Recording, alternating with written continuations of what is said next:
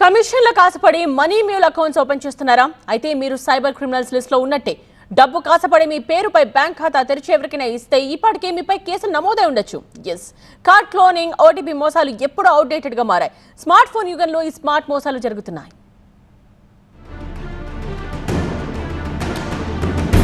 కిరాయి ఖాతాలు, కోట్లలో లూటీలు. మ్యూల్ ఖాతాపై కన్నేసిన క్రిమినల్స్. సైబర్ సరికొత్త వల, చిక్కితే విలవిల.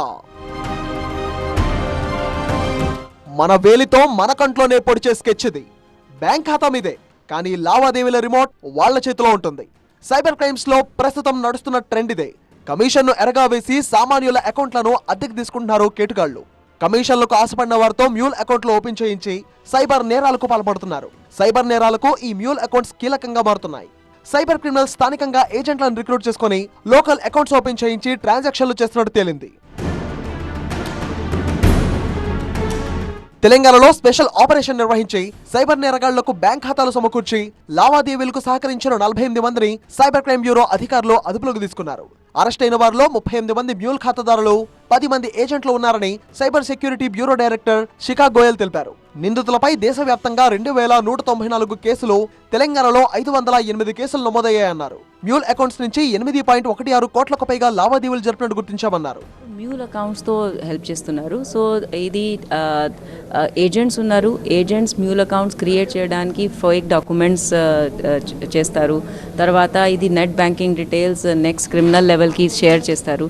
తర్వాత ఈ మ్యూల్ అకౌంట్ హోల్డర్స్ వారి అకౌంట్తో ఇచ్చి డీటెయిల్స్ ఇచ్చి ఆ అకౌంట్స్లో సైబర్ క్రిమినల్స్కి ట్రాన్సాక్షన్స్ జరుగుతుంది. సైబర్ క్రిమినల్స్ ఏర్పాటు చేసుకున్న ఏజెంట్లు అమాయకుల నుంచి ఆధార్, పాన్ కార్డ్ తీసుకొని ఖాతాలు ఓపెన్ చేస్తున్నారు.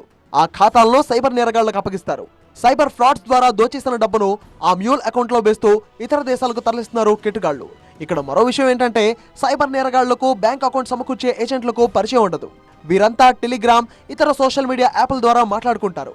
ఈ మ్యూల్ అకౌంట్ హోల్డర్లందరూ తెలంగాణతో పాటు ఇతర రాష్ట్రాల్లోనూ పలు కేసుల్లో చిక్కుకున్నారు. సైబర్ క్రైమ్ బ్యూరో అధికారులు అరెస్ట్ చేసిన 48 మందిలో క్యాబ్ డ్రైవర్లు, చిన్న వ్యాపార యజమానులే ఉన్నారు.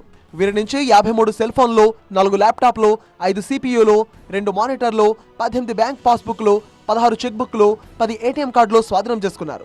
వేర్వేరు ప్రాంతాల్లో నక్కిన ఈ కేటుగాళ్ల కోసం రాజస్థాన్ లో ముందు ఆపరేషన్ నిర్వహించారు అధికారులు. 2 మ్యూల్ అకౌంట్ హోల్డర్లను అరెస్ట్ చేసి వారిని విచారించేసరికి డొంక కదిలింది. మరోవైపు కమిషన్ కు ఆశపడి బ్యాంక్ ఖాతాలు ఇచ్చి సహకరిస్తున్న వారి సంఖ్య రోజు రోజుకు పెరుగుతోంది.